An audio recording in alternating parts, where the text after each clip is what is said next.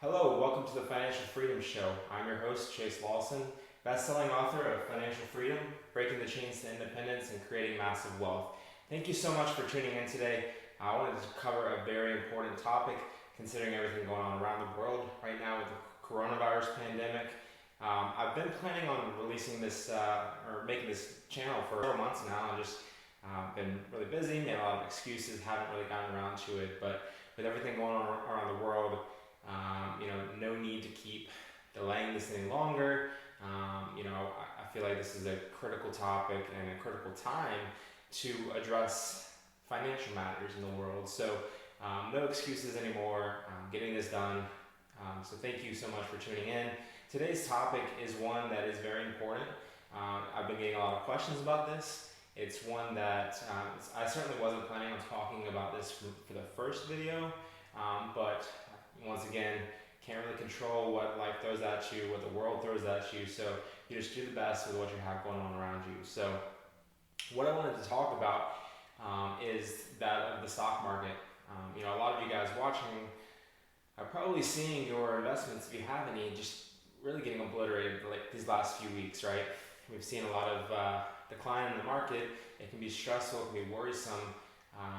You can be trying to figure out what to do in these uncertain times, right? So I wanted to talk about that a little bit, and really the goal being to put you at ease and give you a good strategy to carry you moving forward, to not really be concerned and actually to be looking forward to what's to come here. So a lot of you guys watching this are maybe in your teens and 20s, and if that's the case, this is probably the first time you've experienced market doing something like what it's done these last few weeks. Others of you watching may be in or near retirement, trying to figure out, am I going to have to work longer?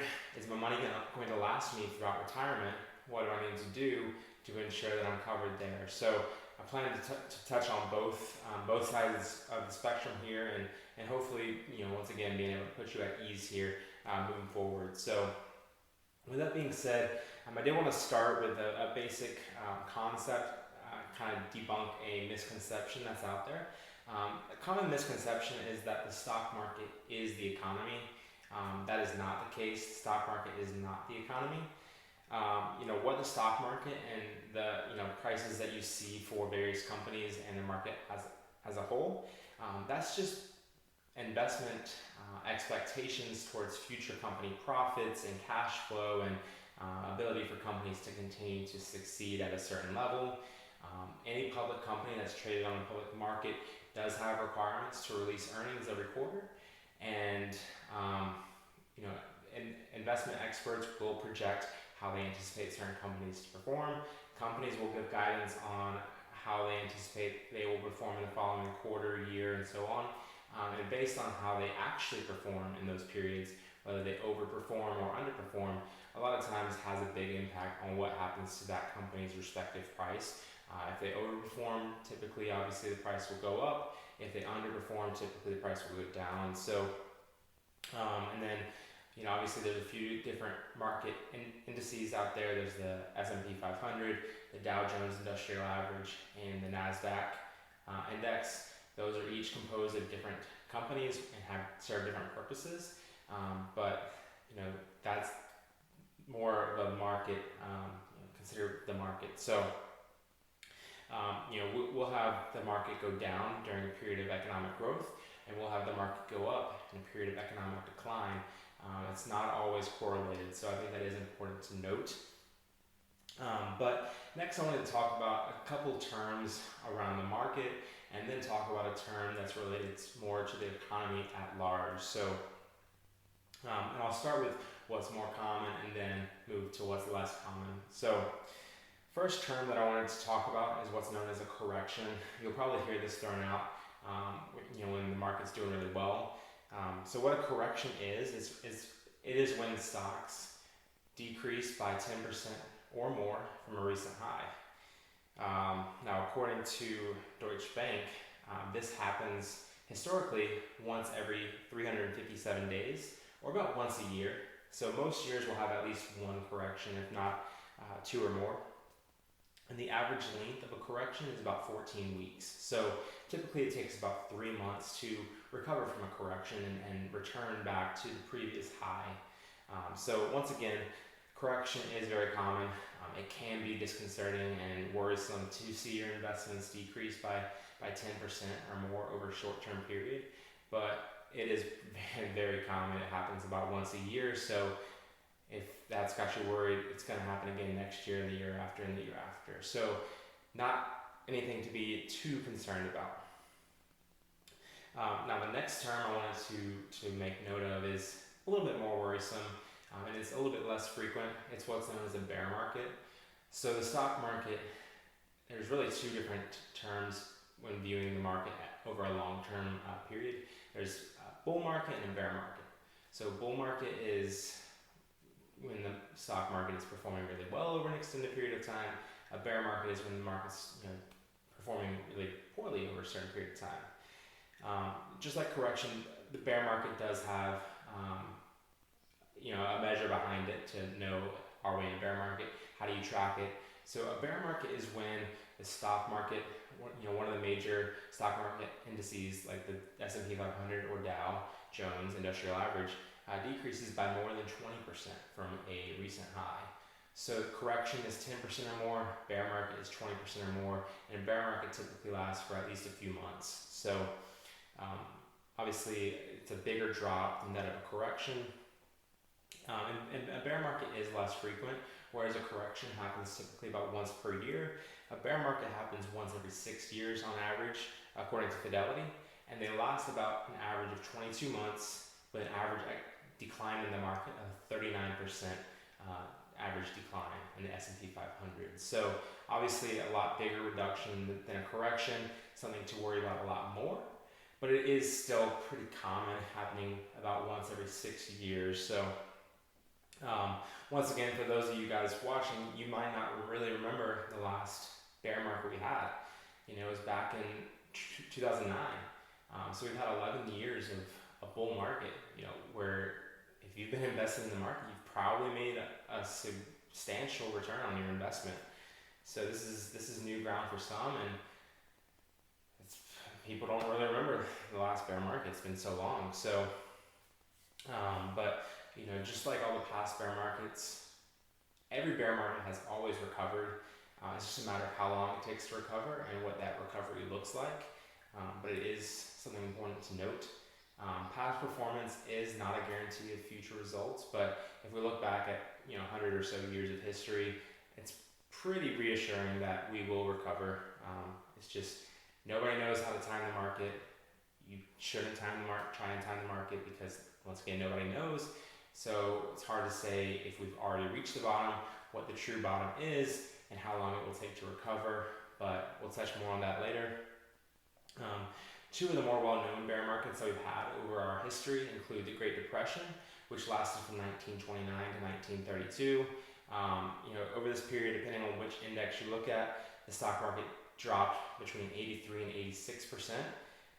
And then more recently, from 2007 to 2009, we had the Great Recession, where the market lost between 51 and 56% of its value from the most recent high prior to that. But it is important to note as well, what has happened after the bear market. So if we look at all the past bear markets back to the Great Depression and including the Great Depression, looking at the market trough, where it bottomed out, and then looking forward 12 months later, the average return for the 12 months following that market bottom was 47%. So within 12 months from the market bottoming out, the market returned 47% increase in return. So that is important to know. That's definitely a reassuring figure. If you invested right now and you made 47% back in 12 months time, that's a great return. So something really important to make note of, right? And then the next term that I wanted to talk about is actual related to the economy. It's what's known as a recession. So a recession is actual economic decline. It's measured by 2 consecutive quarters of GDP decrease. So 6 months of GDP decrease. GDP is gross domestic production. Each country has their own GDP figure. It's a good indication of how well one country is compared to another. And obviously, when GDP decreases, that means that a country is probably not doing too well. So if GDP in the U.S. drops by for 2 consecutive quarters, we are in a recession. Once again, the stock market is not the economy. So if we look back, the National Bureau of Economic Research, they've indicated that since the mid 1950s, we've had nine recessions.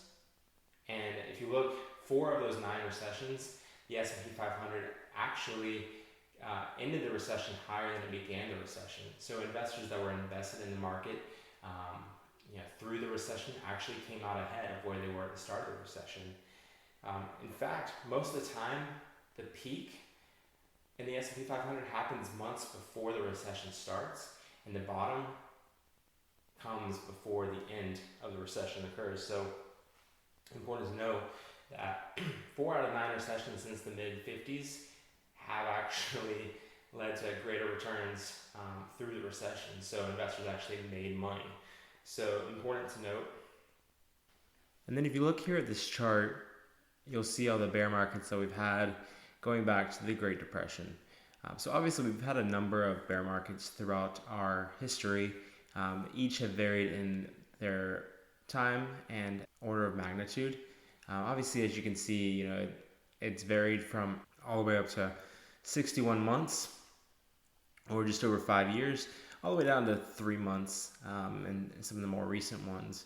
And then from an order of magnitude standpoint, we've seen bear markets, decrease, just barely meet the 20% threshold. And then, going back to the Great Depression, we experienced a drop by 86%. So it's hard to know how long a bear market will last for and what the exact magnitude of the bear market will be, which is another indication that nobody can really successfully time the market. As you'll see here as well, a few of these bear markets have not actually been recessions. So U.S. GDP has actually either stayed level or grown during this time, at least for most quarters during these spans as well. But then if we look, for the 1 year return afterwards, once again, every single time, we've seen the market recover. We've seen 23% return all the way up to 124% return for the 12 months after the bear market. So, obviously, if you were to invest now and the market were to recover, you're going to be in a good spot. So, but then as well, you're just kind of looking back to the Great Recession that we had in 2007. There's a lot of factors that are different now compared to back then.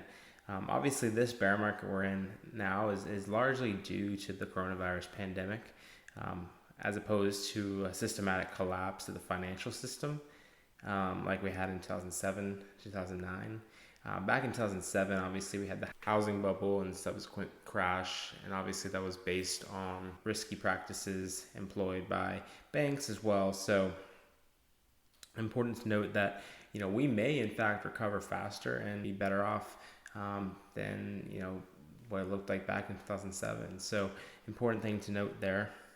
Now looking at this chart here, which maps the S&P 500 back to pre-Great Depression in the 20s, you can see that all in all, while we may have had periods of recessions and bear markets, the market has recovered every time. And where we are today compared to where we were 20, 30 years ago, or even 90 years ago, is night and day difference. If we were to draw a line of best fit on this chart, it would obviously be up and to the right, which is great because obviously that means your investment has grown over the years. So very important to note that while we will all lose value in our money periodically, we will always recover.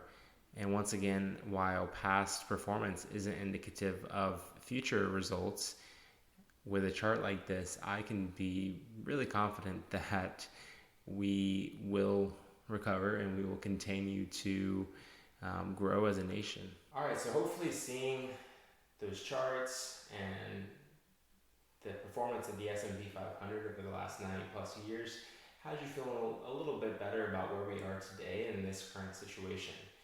Obviously based on past performance, all in all, the market has performed well over time, and any long-term investment strategy has won time and time again. Obviously, we're currently in the middle of a bear market, and our market portfolios have most likely all dropped. But this is a great opportunity moving forward to, really make a lot of money potentially here. So, obviously, we're in a bear market now. We're a lot lower than we once were. The most recent high that the S&P 500 had was back on February 19th. The S&P 500 that day got up to $3,386.15. And then if we look back at market close on Friday, March 27, 2020, the market closed the S&P at $2,541.47. So that represents a 24.9% drop from where it once was the most recent high. And that actually is higher. Friday, March 27th close is actually higher than where the market was a few days prior. So we've already made some of those gains back. It is hard to know what's going to happen on the short term standpoint. We may go down again. We may experience a new bottom than we did a few days ago. But the important thing to note is that we should, with 99% certainty, I can tell you that we will recover. I cannot guarantee it because past performance is not always indicative of future results. But looking at that chart of the S&P 500 over the past 90 plus years has me feeling really good about that. The U.S. is going to continue on. U.S. is not going to fail. We're going to have bear markets, we're going to have recessions, we're going to have corrections, but it's always recovered, which is important to note. And so if you were to take $1,000 and invest it today in the market in a diversified portfolio, an index fund that tracks the S&P 500, for example, once it gets back to that high that it once was before, that $1,000 will be at $1,332.36. So over a 33% return on your investment once it does, eventually come back. And that may take 2 weeks, that may take 2 months, that may take 2 years. But a 33% return is pretty outstanding. And obviously, once again, we will experience market declines, but every single year you can find experts that predict recessions and corrections and bear markets, and you can find experts that predict the market will continue to go up. Nobody can successfully time the market. It's just impossible to do. Had you listened to these experts over the last couple of years and taking your money out, for example, because you thought the market would drop sooner than it actually did, you would have missed out on a 28.5% return last year alone. So it's important to stay in the market, have that long-term investment strategy. That will be the winning strategy. In addition, you'll see your market value drop over time, but you don't actually lose that money until you sell. So your market valuation will go up and down, but until you actually sell it, you don't realize those gains and those losses. So important to note as well. Obviously long-term strategy is smart, but I know you're probably asking me, Chase, what should I do? Moving forward, how do I take advantage of this and how do I come out ahead? And that's a great question. So the strategy I would recommend for you, if you have money still coming in and you're still able to invest, is to follow the strategy known as dollar cost averaging. So dollar cost averaging is not only a winning strategy, it's the winning strategy. You can look at studies that have been done and they'll show you that more often than not, if you follow the dollar cost averaging strategy, you will come out ahead of somebody who is trying to time the market. So that's important to note. So what is dollar cost averaging? Dollar cost averaging is where you essentially invest a certain amount of money every period of time. It's the same amount of money you continue to invest over a regular recurring period. So how do you determine this approach? How do you determine how much and what frequency? Well, it's simple. Look at your income, look at your expenses, understand how much you're able to invest in the market, how much you're willing, able, and comfortable investing, and then set aside that amount. Understand as well the frequency you want to invest. It could be weekly, it could be monthly, it could be quarterly, it could be yearly. How often do you want to invest in the market? And then actually follow that strategy. So let's say, for example, that you're comfortable, willing, and able to invest $100 per month into the market. So let's just say on the 15th of every month, you put $100 into the market. So January 15th, put $100 in the market. February 15th, put $100 in the market. March 15th, put $100 in the market. So on and so forth. That is dollar cost averaging. It's easy, it's simple. There's not really any logic behind it. You just know how much you're going to invest and what frequency you're going to invest. It takes the emotions out of it. A lot of people see the market tanking and they start selling, which is not the right thing to do. So it takes the emotions out of it. You stay disciplined. You continue to invest that same amount each month or each period, right? It reduces your risk, and it can often a lower cost per share doing this as well.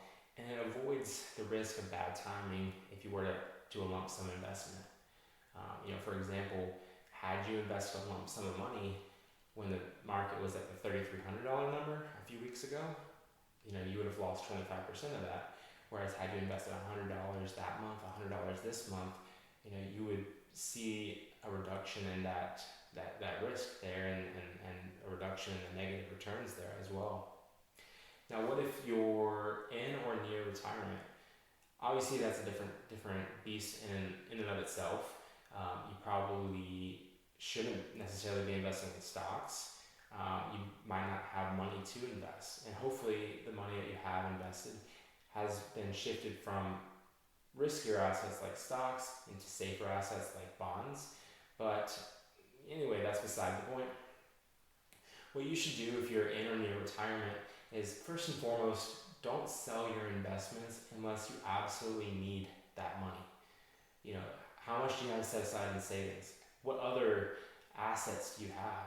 Where else can you get cash from? Because obviously the longer you can leave that money in the market, the greater returns that you will generate.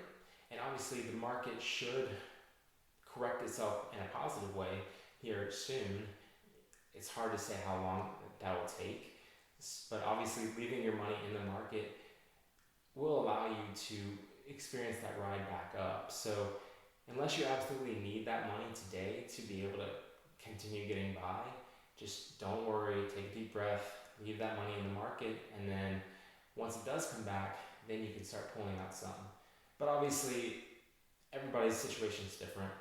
You may need that money, but I would ask you just to evaluate your own position first, see what's a necessary expense. If it's not necessary, maybe you can delay spending that money. That way you can avoid having to pull that money out sooner than you actually need to, and sooner than you're able to actually experience the gains from those investments. But even if you do have to pull out that money, it's probably made a lot of money over time, so you're still coming out ahead. Obviously it's not as good as it was before, but if you can let it ride, just let it ride. But yeah, like I said, there is obviously a lot of reason to be concerned now, but all in all, things will recover. You're not in a terrible spot. We're gonna all get through this together. Hopefully kick coronavirus in the butt and get out of this ahead. So thanks so much for tuning in. Looking forward to the next episode. Like, subscribe. Let me know if you have any comments or feedback as well. Happy to take any questions and cover in a future video as well. I want to make this as beneficial for you as the viewer as I can. So thanks so much. Have a great day, and let's go get them.